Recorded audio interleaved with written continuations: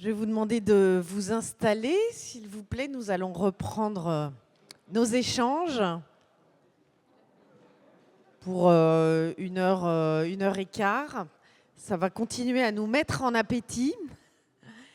Donc, on l'a compris, hein, pas de levain, pas de choucroute, pas de fromage ou de saucisson sans fermentation, pas de vin non plus.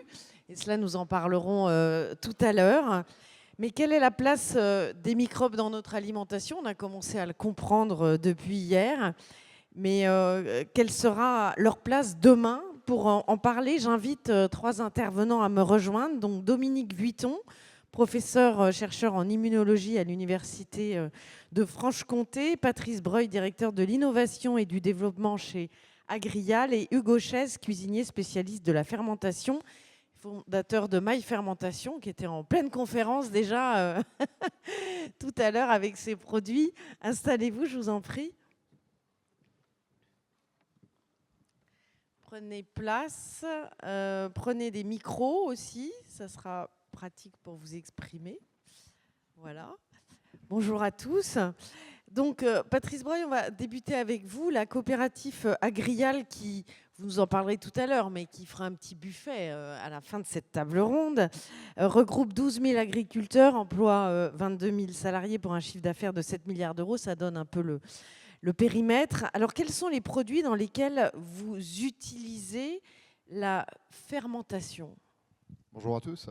Donc effectivement, déjà peut-être un petit mot sur ce qu'est la coopérative agricole. Alors la coopération agricole en France, c'est la réunion d'agriculteurs autour effectivement d'outils qu'ils ont mis en commun pour valoriser leur production. Et effectivement, chez Agrial, ce sont 12 000 adhérents qui se sont réunis. C'est un collectif avant tout, et qui va effectivement mettre la fermentation finalement à beaucoup d'étages de ces productions. Et ça commence dès l'amont. En réalité, ça commence dès l'amont agricole, parce que ce qui se passe dans le rumen de la vache ou ce qui se passe quand on fait de l'ensilage de maïs, qui est un moyen de le conserver, c'est la fermentation. Rappelez ce que c'est que l'ensilage ?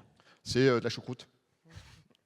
Non, mais je veux dire, on est sur les mêmes phénomènes, hein. On l'a très bien vu ce matin, donc je ne leur dirais pas mieux que nos intervenants précédents. On vient acidifier, ensiler, donc c'est acidifié par des bactéries lactiques du maïs, et ça permet de nourrir effectivement un troupeau toute l'année.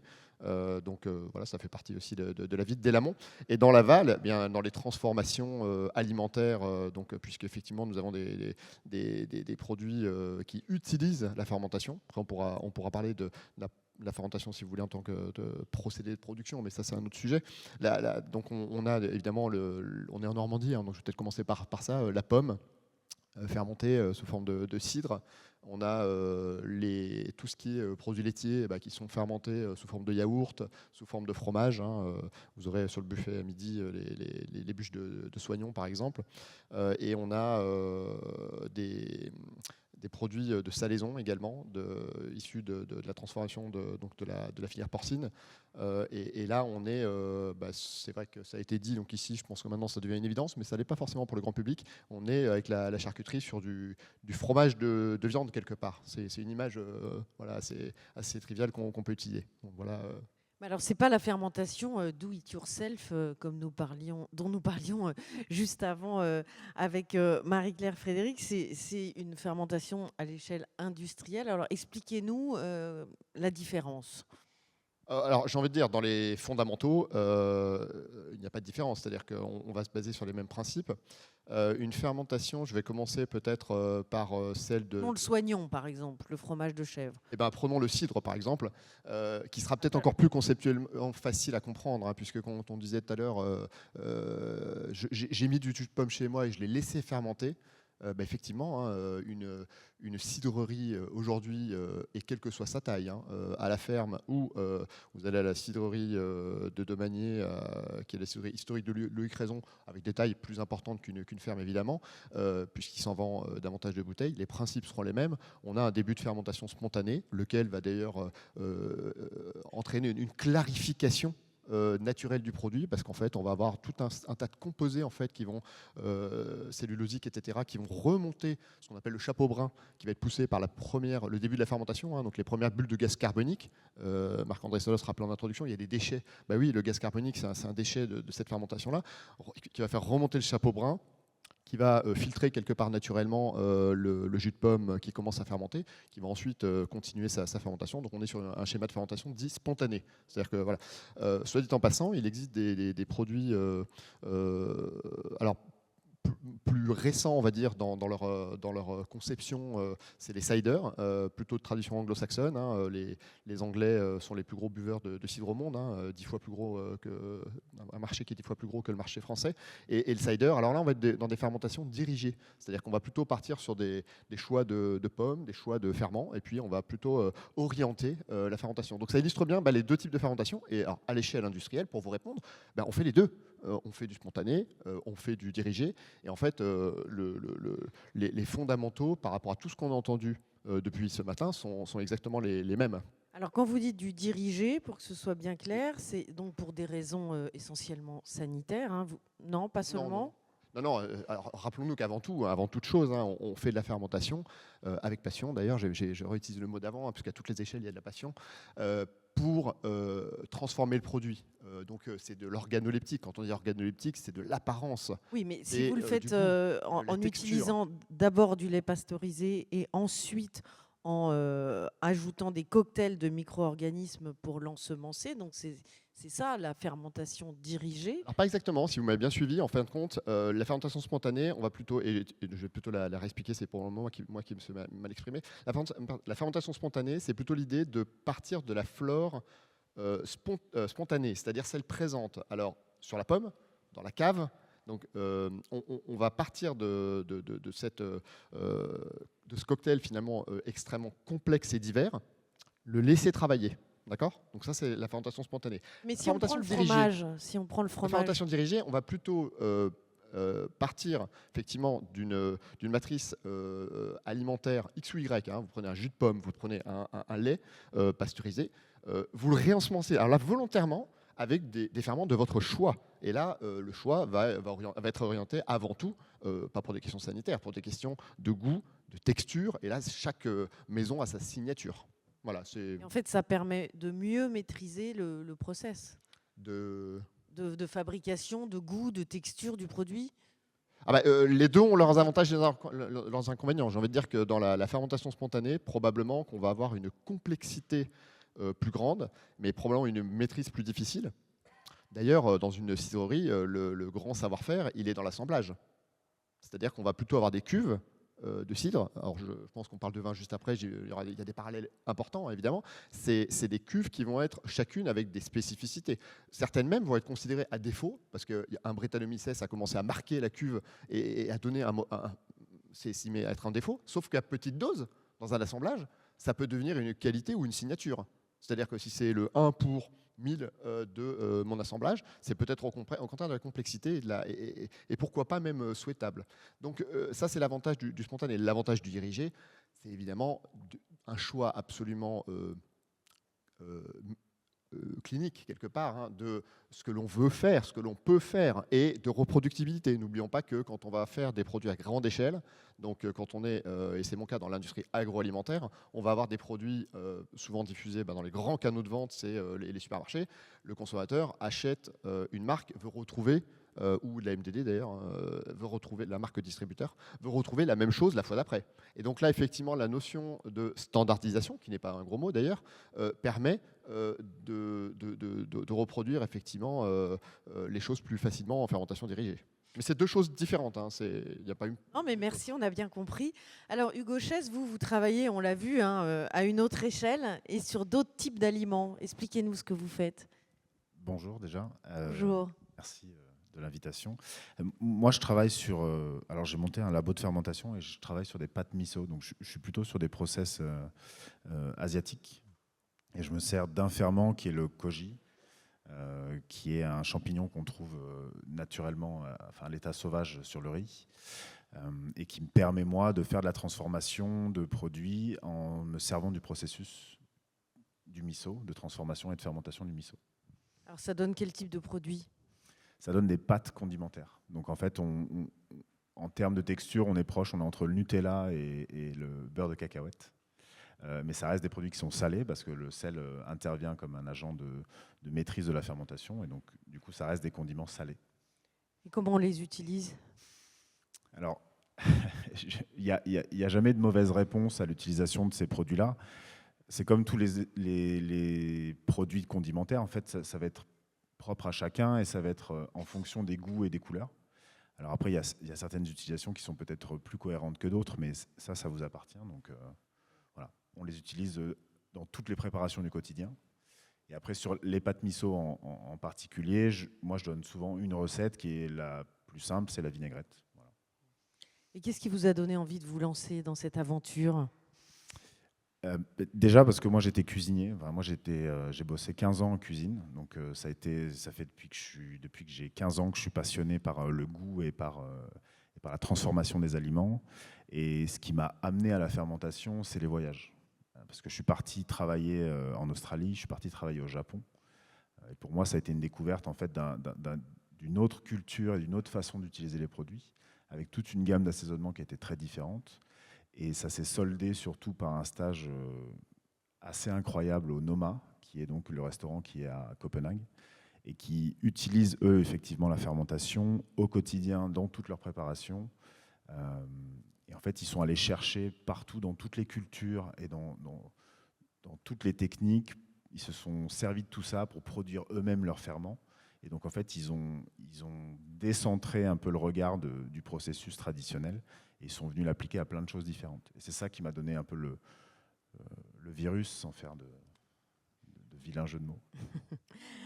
Dominique Vuitton, vous menez une étude depuis 20 ans dans 5 pays, en France, en Finlande, en Allemagne, en Suisse et en Autriche, auprès de 1000 enfants, pour évaluer justement l'impact de leurs choix alimentaires et de leur environnement, on va dire, sur leur santé. Alors, vous avez plus particulièrement étudié les liens avec les allergies et les maladies auto-immunes. Alors, pourquoi est-ce que vous avez débuté cette étude il y a 20 ans ? Alors, parce qu'il y avait d'abord, bonjour à tous. J'ai été très surprise de voir que mon livre d'immunologie se vendait toujours, parce que je croyais qu'il avait été détruit. Il n'est pas... Détruit carrément. Oui, pilonné, ça s'appelle, hein, dans l'édition. Et donc, je suis heureuse de le voir. Le problème, c'est qu'il n'est pas tout à fait actualisé, mais enfin, il y a plein d'anecdotes et de choses intéressantes autour de l'immunologie qui peuvent quand même être lues. La question posée, c'était celle de l'augmentation sans précédent d'une pathologie qui est l'allergie qu'on appelle atopique. Ça réunit les maladies comme l'allergie alimentaire, la dermatite atopique, l'asthme, la rhinite allergique. Le grand symbole le plus anciennement connu, c'était le fameux rhume des foins. Maintenant, on sait que le rhume des foins, il n'y a pas que le rhume des foins, mais ça peut se passer toute l'année avec d'autres allergènes que les allergènes des pollens. Donc, augmentation considérable, c'est-à-dire un doublement pratiquement pourcentage de la population atteinte dans les pays développés uniquement. Et ça a commencé aux États-Unis, puis les pays scandinaves, puis les autres pays d'Europe. On se retrouvait à la sortie de la Deuxième Guerre mondiale à quelques petits pourcents d'allergiques et on se retrouvait dans les années 80 avec déjà au moins 30%, voire une tendance vers le plus. Et donc à ce moment-là, un certain nombre d'études qu'on appelle transversales, on compare une population atteinte à une population non atteinte et on essaie de voir quelle est la différence entre les deux.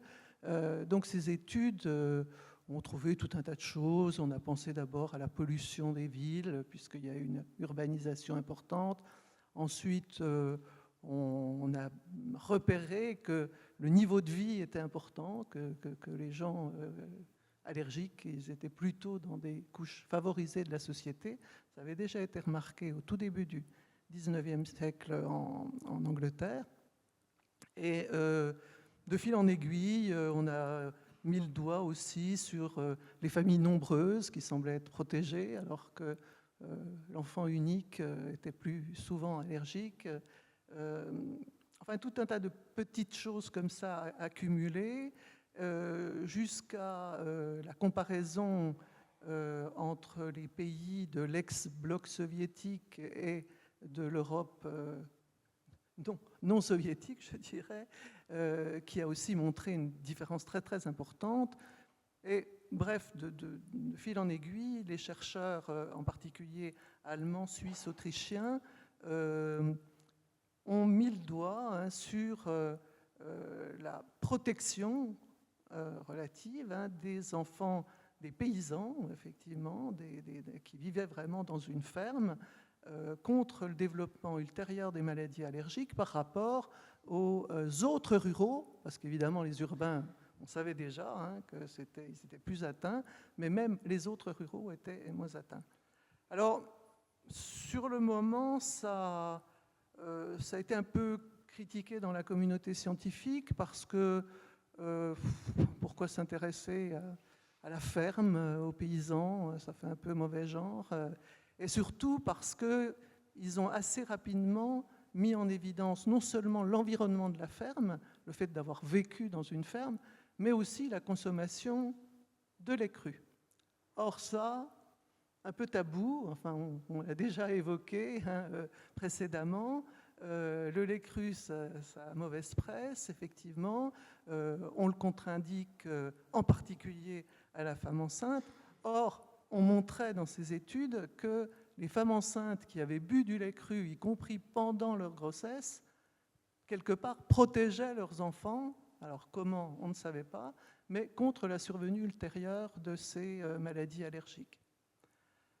Donc, pour couper court un peu à tous les débats sans base scientifique, on a voulu faire une démonstration de la réalité de cette hypothèse, qu'effectivement, il y avait un rôle pour le lait cru et aussi l'environnement de la ferme. Et on a monté une cohorte donc, européenne sur 5 pays qui comparait donc 500 familles, enfin 500 enfants, avant même leur naissance, puisqu'on a recruté les mères au dernier trimestre de grossesse. Et maintenant, on les suit depuis 20 ans, effectivement. Alors, il y a des milliers et des milliers de questionnaires, mais aussi des prélèvements qui ont été faits sur le sang de cordon, puis à 1 an, 4 ans, 6 ans, 10 ans, 16 ans. Donc, c'est une étude vraiment explicative qui essaie de voir les mécanismes, d'abord, montrer qu'effectivement ça existe quand on suit une cohorte naturellement comme ça, et puis essayer de comprendre pourquoi. Alors ça a donné lieu quand même à 75 publications internationales. Quels sont, alors évidemment en résumé, les résultats aujourd'hui ? Alors les résultats initiaux, c'est-à-dire de confirmer ce que les études transversales avaient montré et qui étaient donc critiquées parce que justement ça n'était pas des études de cohorte bien menées, etc. Et effectivement, on a confirmé les deux aspects. L'environnement de la ferme protège effectivement contre le développement des maladies allergiques. C'est-à-dire que plus l'environnement a des... Et plus la ferme est traditionnelle, je bactéries, dirais... Voilà, plus il y a de micro-organismes dans notre environnement, plus on est protégé, voilà. En gros. Alors, on avait une hypothèse de départ qui était sur les endotoxines, en disant qu'une certaine quantité minimale d'endotoxines pouvait être l'élément qui protégeait. C'est quoi les endotoxines ? On a vite réfuté. C'est des toxines que les bactéries à gram négatif produisent spontanément. Et donc, dans une ferme, il y a des endotoxines en suspension parce que les bactéries des animaux, enfin des crottes, des bouses et tout ce qu'on veut, des crottins, tout ce que comportent donc ces bactéries et donc ces endotoxines. En fait, on n'a pas pu vérifier ça, que c'était pas en fait des endotoxines. C'était pas non plus la quantité de microbes qui comptait, mais la diversité. Et je crois que vraiment les mots importants pour les résultats de cette étude, c'est l'importance de la diversité. Parce qu'à côté de l'environnement de la ferme, on a aussi confirmé cette fameuse histoire de lait cru. C'est-à-dire que oui, le lait cru, mais aussi les produits dérivés du lait cru de la ferme et les fromages, où on a fait une étude spécifique dont je peux reparler, on possède ce pouvoir, entre guillemets, de protection. Et À cause de quoi? alors, Ou grâce à quoi? voilà, plutôt grâce à quoi c'est bon, le premier élément, c'est la richesse de l'environnement en micro-organismes, hein, ça c'est clair. Et il n'y a pas que les bactéries, il y a aussi les champignons microscopiques, tout ce qu'il y a dans l'environnement de la ferme et qui se retrouve dans le lait, puisqu'on montre facilement, mais il y a de nombreuses études qui montrent ça, que le lait cru d'une ferme est un résumé, si on veut bien, de l'environnement microbien de la ferme. Mais que ce soit pour l'environnement de la ferme ou le lait cru, on a bien pu montrer que ce n'est pas une affaire de quantité, mais une affaire de diversité. Hein. Et donc on a fait une étude spécifique sur les fromages à partir des données de cette étude, et on a montré que les enfants qui, tout petits, hein, c'est-à-dire juste après le sevrage, mangeaient du fromage et surtout des fromages différents, avec des modes de fabrication différents, donc avec des bactéries initiales et d'affinage différents, étaient les plus protégés. Donc on a un lien comme ça entre la diversité, une fois de plus, et la protection. On a aussi un lien, et justement quand on a travaillé sur les fromages, on a exclu ce lien artificiellement, mais on a retrouvé un lien avec la diversité de l'alimentation au moment du sevrage. C'est-à-dire que pendant longtemps, les pédiatres ont dit aux mères de famille commencez un certain nombre d'aliments très tard parce que ça va protéger votre enfant contre l'allergie. Et nous, on montre exactement l'inverse, mais on n'est pas les seuls. Hein. Depuis, il y a tout un tas d'études qui ont montré ça aussi. C'est qu'au contraire, un apport diversifié de nouveaux aliments depuis très tôt après le sevrage est un élément protecteur. On a montré aussi dans cette étude que le lait cru et les produits au lait cru avaient un effet bu par la mère pendant sa grossesse, une fois de plus. On ne l'a pas forcé à le faire, hein, on a juste observé ce que faisaient les mères, bien sûr. Et protégeait aussi contre les infections de la petite enfance. Donc ça correspond aussi à un climat immunitaire qui à la fois vous protège du développement des allergies, mais aussi vous défend mieux contre les agents microbiens pathogènes. Alors, je vais faire réagir nos autres intervenants, mais j'aurais une petite question quand même par rapport à la question du médecin de tout à l'heure ou le témoignage de la sage-femme. C'est que ce que vous dites comme résultat de votre étude, finalement, est resté peut-être publié dans les revues scientifiques, mais ça n'a pas pénétré la société finalement, puisque aujourd'hui les médecins continuent à dire ce qui a été lu tout à l'heure. Je crois que ce qui a été dit tout à l'heure était tout à fait juste, c'est que on est dans un pays très protecteur du côté de la santé. On prend un principe de prévention parce que la population est inquiète d'une maladie infectieuse très rare, mais qui, quand elle tue un enfant de 2 ans rapidement, c'est énorme. Et en face, on a la protection de milliers et de milliers d'enfants contre des maladies qui peuvent tuer aussi, mais plus lentement, de façon décalée dans le temps. Et ça, on connaît l'émotion des foules regardant leur télévision. C'est le principe de précaution excessive, c'est une surréaction? Ce n'est pas de la précaution, puisque c'est de la vraie prévention, puisque ces maladies existent. Hein. Le syndrome hémolytique et urémique lié à Escherichia coli, qu'on a déjà montré là, qui produit des chigatoxines, c'est une réalité. Mais on peut calculer que ceux qui pourraient être associés à la consommation de produits au lait cru représenteraient peut-être un décès sur tous les enfants français tous les 3 ans. Hein, si on rapporte les données qu'on a, puisqu'il y a un réseau d'observation de cette maladie. Donc les pédiatres, eux, sont très sensibles à ça, parce qu'évidemment, la mort d'un enfant, c'est la mort d'un enfant.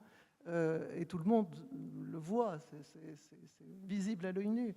Alors que la protection contre un asthme grave, qui ne deviendra grave que quand l'enfant a 15 ans et qui peut mourir de son asthme grave, aggravé encore par la pollution des villes, etc., celui-là, on n'ira jamais le chercher, on ne va pas le sortir à la télé. Ça fait moins la une des médias. Ben, bien évidemment.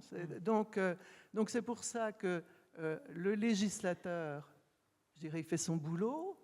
On peut admettre qu'il ne le fait pas forcément bien, mais en tout cas, il le fait. Il le fait parce qu'il y a une demande de la population d'être protégée contre des infections graves. Bon, la listeria, c'est pareil. Le nombre de cas de listeria chez les femmes enceintes, il est allé en diminuant pendant les 20 dernières années. Il n'y en a pratiquement plus. Hein. Est-ce qu'il n'y en a plus parce que justement il y a de la prévention? Non, parce que de toute façon, le plus grand pourvoyeur, c'était le saumon fumé en sachet, et qu'on a beaucoup moins mis en évidence pour la population ce problème que celui du lait cru. Hein. Patrice Breuil, comment est-ce que vous réagissez à cette étude? Alors, effectivement, là, on est sur des données assez hautes et ça montre bien la balance bénéfice-risque. C'est jamais évident, effectivement, vu du législateur, qui, à mon avis, peut évoluer. C'est-à-dire que je suis certain que des connaissances aujourd'hui qui s'accumulent seront de nature à modifier le texte qui était lu tout à l'heure dans les préconisations qui sont faites aux médecins. Enfin, j'en suis persuadé. On avance toujours dans la science. Enfin, moi, je n'ai pas d'espoir que les travaux comme les vôtres l'influencent. Les messages sont très caricaturaux. Notre collègue généraliste a donné le texte actuel bien en détail, etc. Mais pour beaucoup de gens, tous les produits au lait cru devaient être bannis, hein, tous les fromages en particulier au lait cru, alors que jamais les fromages à pâte pressée cuite n'ont donné ni de listeria, ni d'Escherichia coli, Shiga-toxine.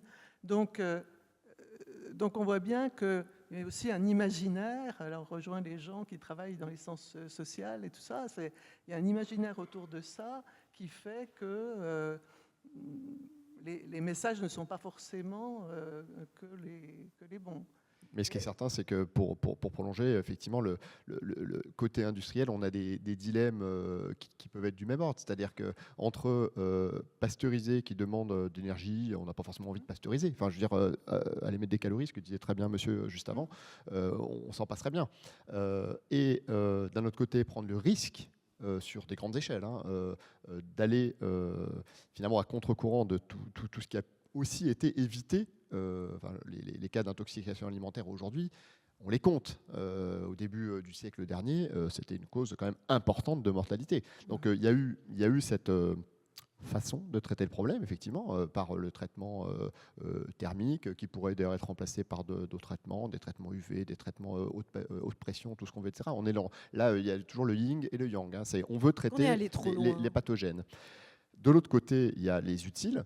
Donc ça, on en a largement parlé également. Maintenant, là, effectivement, quelle sera la bonne balance effectivement, du juste traité parce qu'on n'a pas intérêt, ni économiquement, ni dans la biodiversité de ce qu'on amène. Hein, et probablement qu'il y a un champ de la recherche et de la recherche et développement. Donc là, je me mets vraiment, je mets les deux ensemble pour peut-être demain progresser, partir de matrices en co-fermentation spontanée et dirigée, puisque vous avez compris maintenant, pourquoi pas dire, on part d'une flore très complexe et on vient peut-être la compléter. Et là, je voudrais faire le lien avec des travaux. Alors moi, je suis dans l'innovation, très ouvert sur le monde académique et le monde de la recherche. On cherche à provoquer ces rencontres-là. Et on a intégré au niveau d'Agrial le consortium Grand Défi Ferment du Futur, qui est un consortium qui réunit donc des acteurs alors industriels, petits ou grands. On a des startups, on a des grands groupes, etc. On a des enseignants et on a des chercheurs, des laboratoires de recherche. Donc c'est dirigé par l'INRAE au niveau de la cellule d'exécution. C'est chapeauté par l'ANR qui amène des beaux financements. Moi, je suis persuadé que demain, dans le champ des fermentations, on a encore énormément à apprendre, à progresser et à faire mieux, différent de ce qu'on fait aujourd'hui. Alors pour plein de raisons, c'est-à-dire l'interaction entre la matrice et les ferments dans ce qu'on évoque, la cuisine de demain, c'est dans le fait de fermenter différemment pour des goûts, des textures, de la biopréservation différente. C'est-à-dire que au lieu de partir sur quelque chose de, alors pour le coup stérile, un jus de fruits mis dans une bouteille en conditionnement aseptique à froid, il n'y a rien dedans.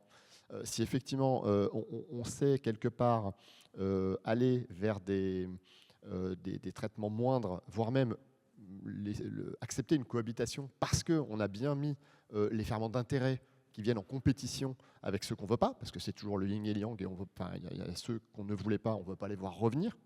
Je suis certain qu'on aura un champ d'innovation pour de la biopréservation autrement que par le traitement thermique qui coûte cher, qui tue tout quelque part et qui peut offrir mieux. De même, probablement, entre ces aliments fermentés et le microbiote, et je crois que ça a été l'objet d'hier, on a encore énormément de choses à comprendre. Donc, où Enfin, est-ce sur qu'on les peut procédés de suivre fermentation, c'est les trois axes de ce consortium sur lesquels il y a des millions qui sont mis sur la table par le plan France 2030 et il faut vraiment s'engouffrer là-dedans, privé, public, ensemble, pour justement aller chercher ces solutions de demain. Où est-ce qu'on peut suivre les travaux de ce grand défi ferment du futur? Il y a une communication très ouverte là-dessus, puisque alors il vient de commencer. Donc ceci dit, le principe en fait, c'est de stimuler des projets ce qu'on appelle pré-compétitifs. Alors dans le jargon de la protection industrielle, parce que tout le monde cherche toujours à faire des choses et à se les approprier. Là au contraire, on est plutôt sur un système très ouvert où les membres du consortium, il y a plus de 30 membres, vont mettre en commun des sujets.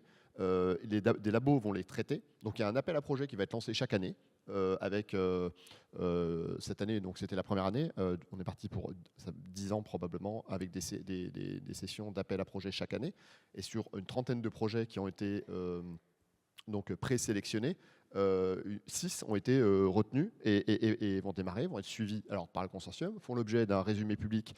Alors peut-être à l'heure où je vous parle qui n'est pas encore paru, mais c'est une histoire de Quel type dans de la semaine. projet, par exemple? Alors par exemple, on parle beaucoup en ce moment de la végétalisation des régimes alimentaires. C'est un exemple où on va chercher probablement dans les années à venir, beaucoup d'acteurs vont chercher à aller refaire en végétal des choses qu'on faisait avec du lait, etc.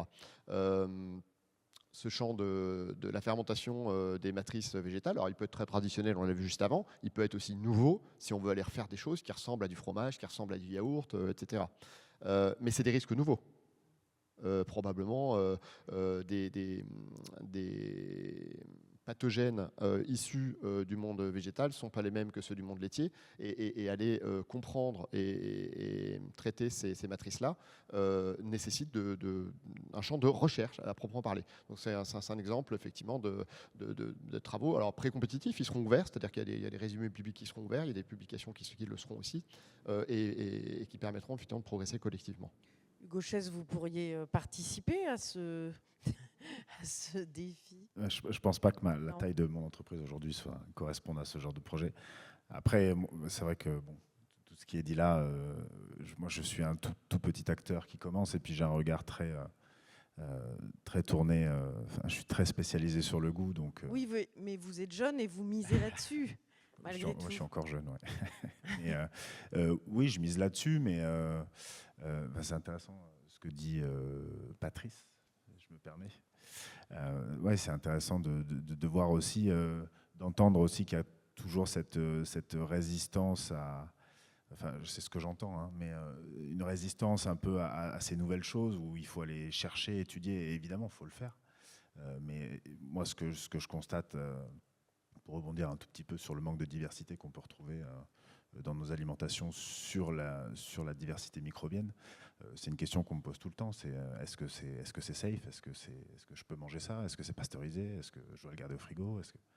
Et c'est encore très... Il y a une peur en fait. Oui, il y a une peur générale. Et puis les gens ont perdu cette connaissance. Enfin, je l'attribue à une perte parce que on a fait ça pendant des milliers d'années. Il y a quand même une perte, et je pense qu'il a été bien souligné que cette alimentation actuelle est quand même l'aboutissement d'une très longue évolution, et ça a été vraiment bien montré.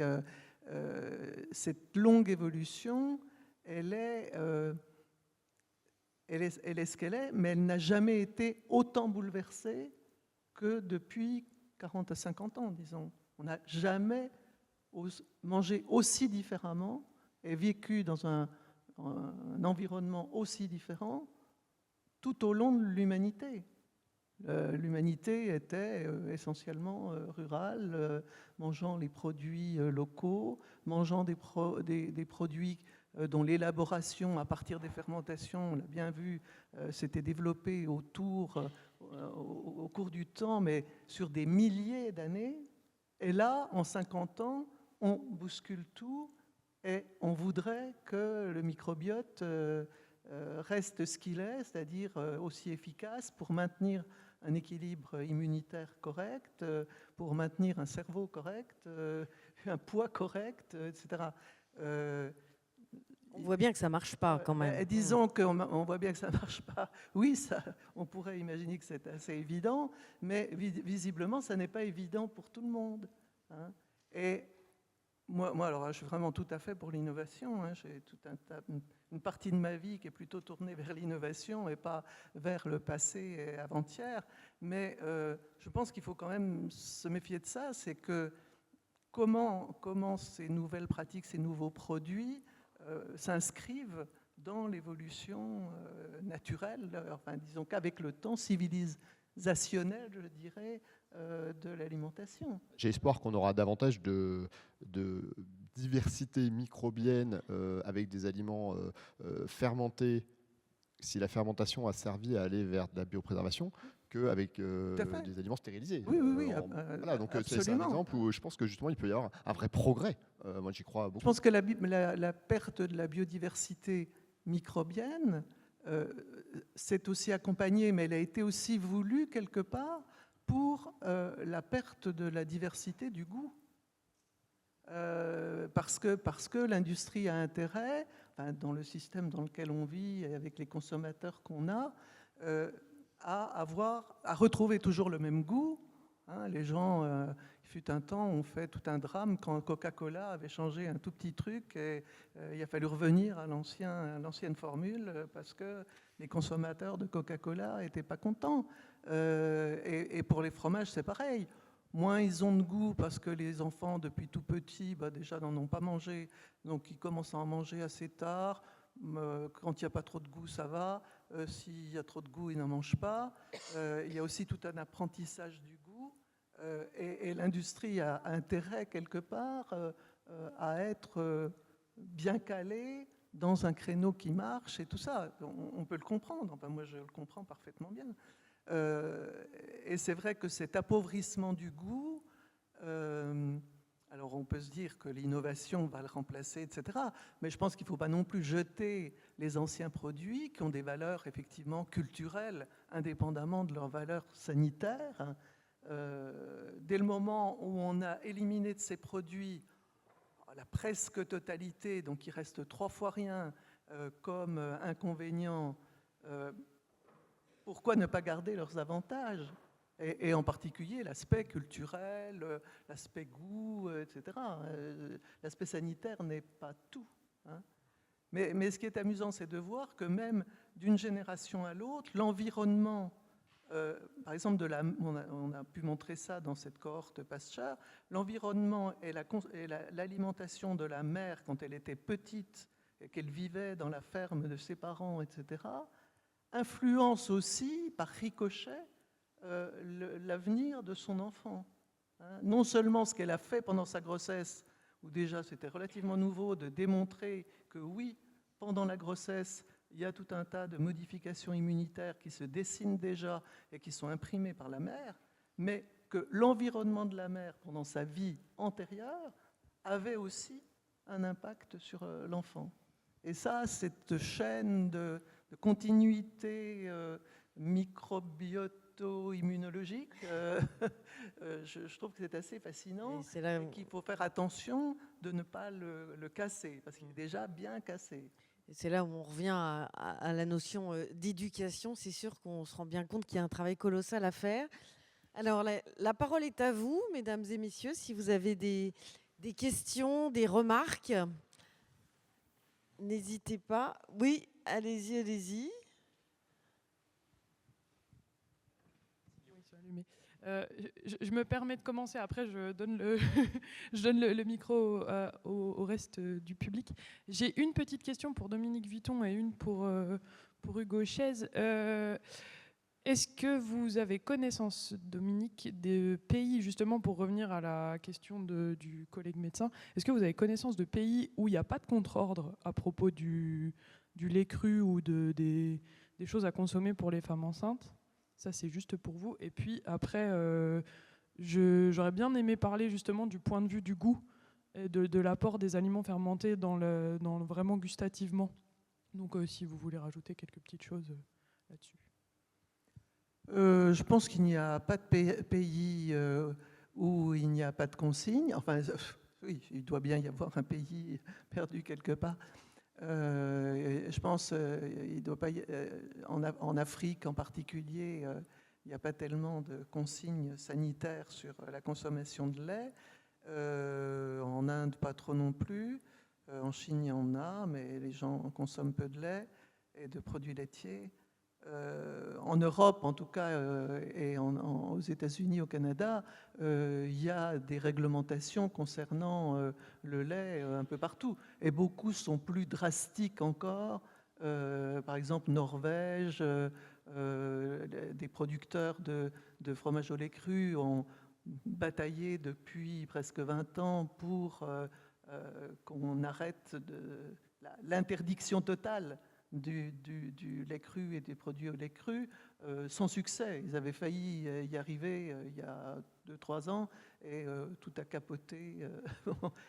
Donc, en général, les gouvernements, enfin les autorités sanitaires, elles ont une mission d'hygiène anti-infectieuse en premier lieu. Donc, elles font leur boulot. Mais si vous allez les voir à titre personnel, et à la direction de l'agriculteur, il y a 2 jeunes femmes fort sympathiques qui disent elles-mêmes qu'elles ont donné n'importe quel type de fromage à leurs enfants tout petits et qu'elles s'en trouvent bien. Donc, mais en tant qu'institution d'État, elles doivent signer le papier disant qu'il faut interdire la distribution des fromages au lait cru dans les cantines. Hugo Chaise, sur le goût, c'est vrai qu'on n'en a pas parlé assez. Est-ce que ces aliments fermentés, Marc-André Salos le disait un petit peu en introduction tout à l'heure, les mécanismes de fermentation libèrent des goûts un peu différents, des palettes différentes? Oui, complètement. Alors pour moi, j'associe le goût surtout à un des piliers de l'éducation de l'alimentation. Et enfin, je veux dire, l'alimentation, c'est quelque chose qu'on est obligé d'y passer. Et en plus, si on peut y prendre du plaisir, c'est quelque chose qui peut favoriser effectivement la diversité. Et donc,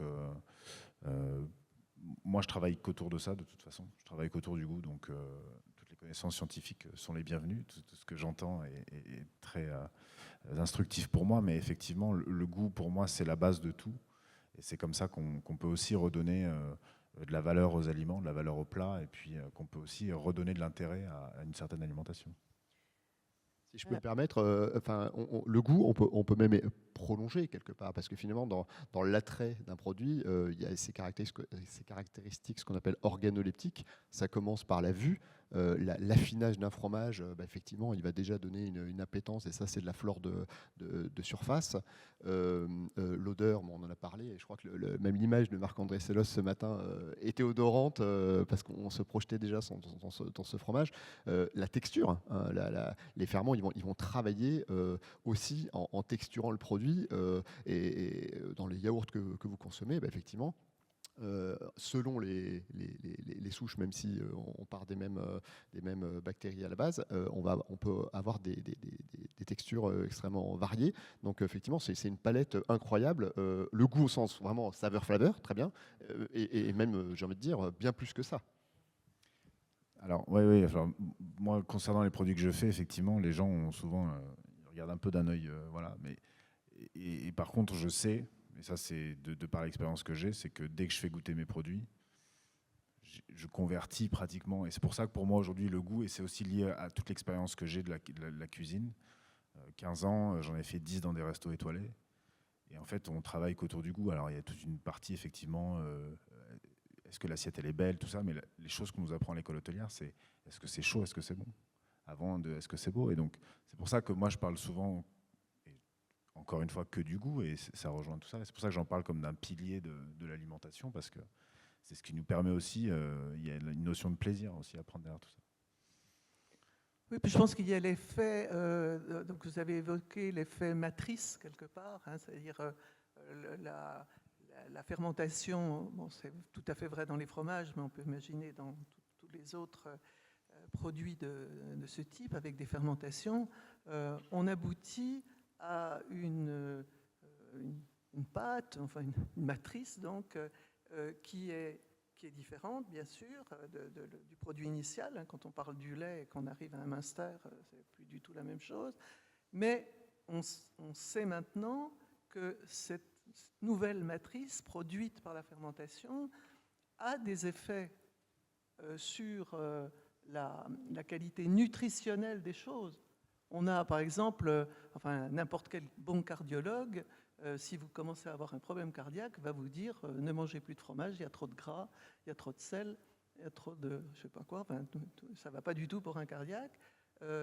Et dans les 10 dernières années, mais surtout les 5 dernières années, on a des tonnes d'études qui montrent qu'on ne peut pas du tout comparer la même quantité de gras en gras d'origine X, Y, Z et dans le fromage. C'est-à-dire que toutes les méta-analyses des études sur l'obésité, la dyslipidémie, le syndrome métabolique, les maladies cardiovasculaires et neurovasculaires montrent que, au pire, la consommation de fromage n'a pas d'impact. Alors, évidemment, une consommation raisonnable, hein, pas s'enfiler une demi-livre de comté tous les matins. Mais une consommation raisonnable a au pire pas d'impact, mais a, dans la plupart des études, un effet bénéfique, c'est-à-dire moins d'obésité, moins de dyslipidémie, moins de syndrome métabolique et moins de conséquences cardiovasculaires. Donc, justement, ça stimule. Voilà, et c'est ce qui sera dans le livre blanc qui a déjà été évoqué. Là, le chapitre sur les maladies cardiovasculaires est en fin de rédaction et c'est impressionnant la quantité de données scientifiques actuelles qui montrent qu'à graisse égale, les fromages ne donnent pas du tout les mêmes effets à terme sur ce qui compte, c'est-à-dire les maladies. Il y a une autre question, oui ? Allez-y. Moi, du coup ? Oui. Alors moi, je voulais remercier du coup Hugo Chess pour... alors j'ai noté une phrase que je trouve magnifique, c'est remettre le bon avant le beau. Et ça, c'est un peu ce que vous avez dit par rapport au goût, donc je trouvais ça très pertinent. Et en fait, ça m'a fait penser à un épisode de Black Mirror, si je ne me trompe pas, qui est le premier épisode, où il y a une personne qui... alors tout se prend en photo, tout, voilà, on n'a plus vraiment de vie personnelle. Et du coup, c'est une personne qui est dans un restaurant qui prend en photo un dessert qui est magnifique, avec des beaux petits dessins, etc. Elle est super contente, tout le monde est super content en lui mettant plein de likes, etc. Et elle le goûte, et en fait, c'est pas bon du tout. Et du coup, je trouve que vous avez très bien expliqué cet aspect-là. Et en fait, je trouve ça presque rassurant, parce que vous faites le compromis, enfin le contre-courant plutôt de tout ce qu'on a en ce moment avec les réseaux sociaux, où en fait, le premier réflexe qu'on a avant même de commencer à manger, c'est de prendre une photo de ce qu'on mange. Et du coup, je trouvais ça très pertinent parce que vous me rassurez un peu et moi, je suis la première à le faire. En fait, je m'auto-flagelle. Je m'auto-flagelle parce que je prends ma nourriture en photo, ce que je trouve parfois même un peu ridicule. Mais du coup, je trouve que vous avez bien transmis ça sur le goût et l'importance du goût. Et du coup, j'ai hâte de recommencer à manger en fait presque en fermant les yeux et en me réappropriant un petit peu cet aspect du goût. Et ma question, elle était plutôt sur tout ce qui va être Nutri-Score, l'application Yuka notamment. Enfin, tout ce qui est... alors, c'est une question générale pour tout le monde. Un petit peu, qu'est-ce que vous pensez de ces éléments qui nous aident, enfin, qui sont censés nous aider un petit peu à faire nos choix alimentaires, et comment est-ce qu'on pourrait les améliorer puisqu'ils sont encore assez critiquables? Qui veut répondre Je vais bien me lancer. En fait, pour tout ce qui va dans le sens de l'explication, de la transparence, je pense qu'il faut évidemment l'encourager. Il y a 2 écueils. Le premier, c'est la place sur les packaging des produits qu'on achète. Et encore quand ils ont une étiquette. Et bon, il y a quand même besoin de déplier un livre, plus on va vouloir mettre d'informations. Pour moi, ça c'est un premier écueil. Le deuxième, c'est que je pense on ne regarde pas les choses de manière globale en fait quand on met un Nutri-Score sur un produit.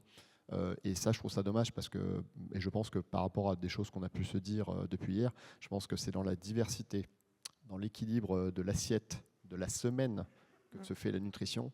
Et je pense qu'aujourd'hui, on fait peut-être une erreur probablement en essayant d'étiqueter les produits individuellement.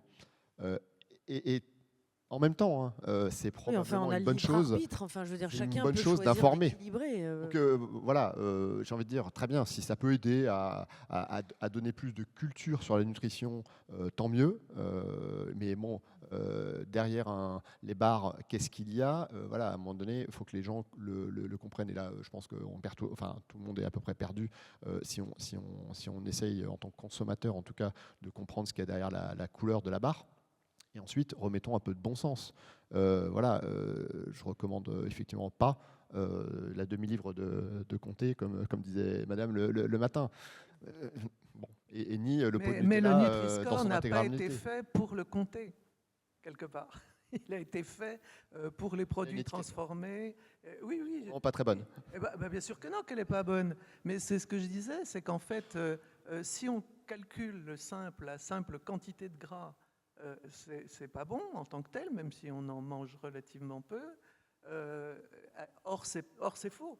Or, les études montrent maintenant que, en conséquence sur la santé, eh bien, il n'y en a pas parce que justement la matrice des fromages joue différemment.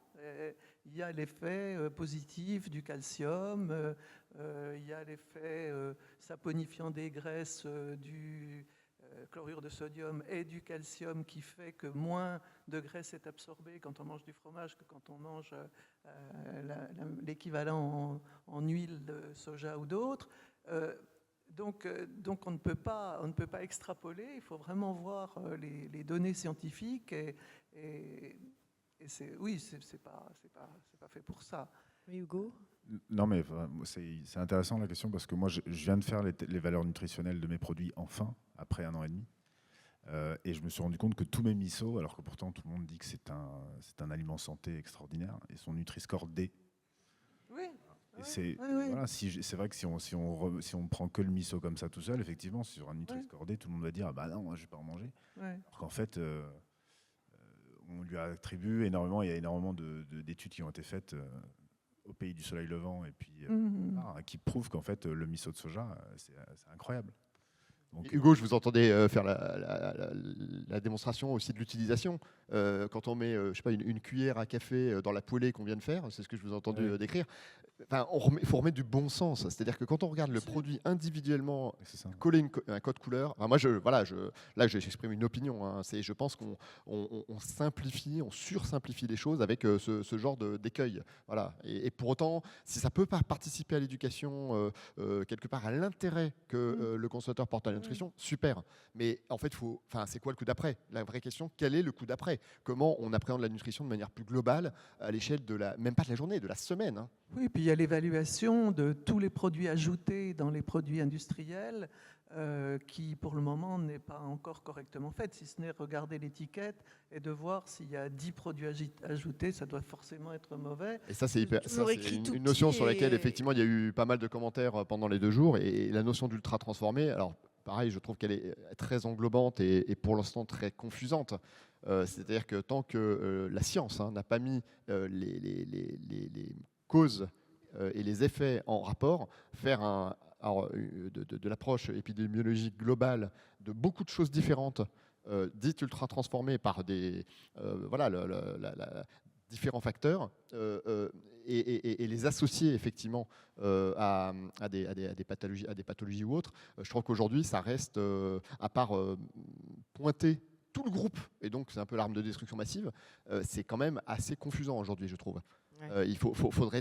C'est normal, hein, il faut aussi le temps de décrire tout ça, mais il faut aller plus finement dans les choses. J'entendais hier une explication, on m'a dit, Joël Doré m'a répondu clairement, les émulsifiants. Bon, bah, très bien, les industriels font des efforts colossaux depuis les 10 dernières années, 15 dernières années, pour faire ce qu'on appelle du clean labeling en anglais. On va nettoyer des listes d'ingrédients qui se sont réduites de moitié, ou même parfois plus, pour tous ceux qui ont voulu faire l'effort. Les additifs, parfois, en fait, il ne faut pas les chercher loin. Et j'entendais, alors désolé, je n'ai plus votre prénom, de l'intervention précédente qui disait, mais effectivement, on peut aller chercher des peptides particuliers du lait, on peut aller chercher des fonctionnalités émulsifiantes dans le lait. Donc là, on est tout simplement c'est de la protéine de lait, travailler du lait avec du lait pour refonctionnaliser sans avoir besoin d'un additif de plus. En théorie, on est dans quelque chose d'assez... c'est du bon sens, j'ai envie de dire. Mais pour autant, la catégorie, ça reste un additif. Oui. Donc à la fin, on le met dans quoi? Dans quand même ultra-transformé beaucoup d'études et d'éducation, on l'aura bien compris. On pourrait discuter encore pendant des heures, mais malheureusement, l'horloge avance. Je vois qu'il y a encore des questions. Alors, je vais vous demander des questions rapides et des réactions courtes, parce qu'on a encore une conférence derrière sur le vin, et ça va être passionnant, donc soyons efficaces. Monsieur, allez-y. Non, c'était pour rebondir au Nutri-Score. En fait, il y a un énorme problème, un gros malentendu. Les gens ne sont pas informés. Quand je pose la question autour de moi, la plupart ils disent c'est comme les machines à laver. C'est du A, du vert, donc il faut manger ça à foison et les autres, il faut les mettre de côté. En fait, c'est pas vrai, il faut une diversité. Donc il faut un peu de A, un peu de B, un peu de C. Enfin, c'est ce que j'ai vu dans une émission et du coup, je comprends que c'est la galère avec le Nutri-Score. Ils l'ont fait vraiment copier-coller du truc. Oui, bien sûr. Sur les AA+, c'est sur l'énergie. Sur le frigo. Le truc d'énergie. Merci. Il y avait une question, je crois. Ici. Oui, allez-y. On a beaucoup parlé des microbiotes, de ce qu'ils ont capacité à fermenter. On a assez peu parlé de ce qui a été fermenté, c'est-à-dire que l'aliment de base. Quand on voit, par exemple, on va faire fermenter du lait, et quand on a donné des antibiotiques aux différents animaux qui vont produire ce lait, ou du porc qui vont nous donner ensuite notre saucisson qui va être fermenté, etc., est-ce que ça va avoir un impact sur la capacité des microbiotes à pouvoir fermenter l'objet de départ? Peut-être une réponse courte, c'est qu'une détection d'une trace d'antibiotique sur une citerne de lait qui arrive dans un site de transformation, elle est interdite de rentrer dans le site. Hein. Donc effectivement, ça aurait un impact, mais c'est interdit. Oui, mais ça ne veut pas dire que le fait d'avoir donné des antibiotiques avant et de n'en plus donner au moment où on donne son lait à la livraison, on le met dans le tank, il y a un impact. L'antibiothérapie des bovins joue beaucoup dans la sélection des pathogènes, en particulier des Escherichia coli, mais pas que. Et donc c'est ça aussi qui va passer dans le lait et rendre le lait cru, entre guillemets, potentiellement pathogène. Hein. C'est-à-dire que c'est une chaîne et que s'il n'y a pas un effort aussi fait au moment de la production du lait et du type de production du lait, il y a beaucoup de différences entre la ferme des 1000 vaches et la ferme de 50 vaches qui est en altitude dans un pâturage. Hein. Ce n'est pas le même lait. Hein. Et l'antibiothérapie aura un effet, comme chez l'homme, de sélection de micro-organismes, dont des pathogènes résistants aux antibiotiques, qui vont ensuite passer dans la chaîne lait, puis production de fromage, produits laitiers, etc. Donc, c'est sûr que on ne donne pas on ne vend pas son lait avec des vaches qui prennent des antibiotiques, mais si elles en ont pris 15 jours avant, elles ont modifié forcément leur flore intestinale perso. Hein. Comme nous. Comme nous, exactement comme nous. Mais avec peut-être plus d'inconvénients, parce que dès le moment où dans du lait, il va se révéler un pathogène important, ça va faire boule de neige parce que ça va toucher plusieurs personnes. Merci beaucoup pour toutes ces informations. C'était extrêmement intéressant.